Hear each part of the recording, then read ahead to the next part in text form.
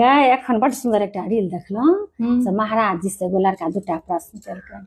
एकटा कहलकनि जे महाराज जी जे एहि जन्म पति पत्नी छै से सब जन्म भऽ सकैया, आ दोसर कहलकनि जे बियाह करैत डर होइया कियाकि सुनै छियै जे आधा धर्म पति वाला पत्नी के भऽ जाइ छै। तऽ महाराज जी कहलखिन जे सातो जन्म होइके तऽ कोनो से निश्चित नहीं है, एकदम नहिए हैत।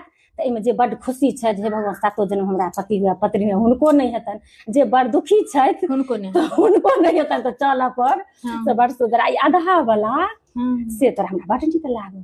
तो मने पति जे धर्म करते तो पत्नी के आधा हुनकर अपन जे हेतौ से तऽ रहबे करतौ 100%। चल तो हम 13 बेर बाबा धाम हमहूँ गेलियो। तू हाँ कहिया गए? 13 बेर कहिया? 13 बेर नहीं गेलियै, 22 बेर गेलखिन झाजी, 11 लेलियन।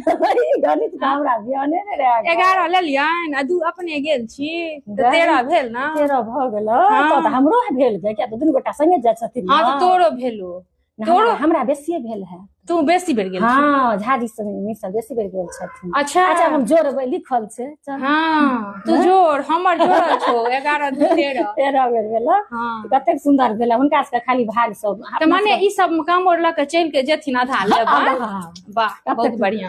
आधा अपना सबके अपना सब जते करबो अपना सबके भाग सौभाग्य बढ़तौ तऽ खाली आयु में वृद्धि हेतै। हां तो ओहो बड़ सुंदर ओहो बड़ सुंदर। भगवान करन आयु रहन तखने न माने सब चीज करता। धर्म आधा लेबै बड नीक लागल। हम सोचे छलियै कि तोरा फोन करबो लेकिन चलो नहीं तो हमरो भेलो 13 बेर देवघर गेलियो। जय बाबा बैद्यनाथ एना हिनका सबके हां समांग देबा न जाइत रहै बिना कष्टे धर्म कते कष्ट नहीं बुझली त अपन सब घर में बैसल रहब आ बाबा बैद्यनाथ समांग देथुन ओहिना जाइत रहै। जाइत रहती धर्म अपना सब बेचैत रह।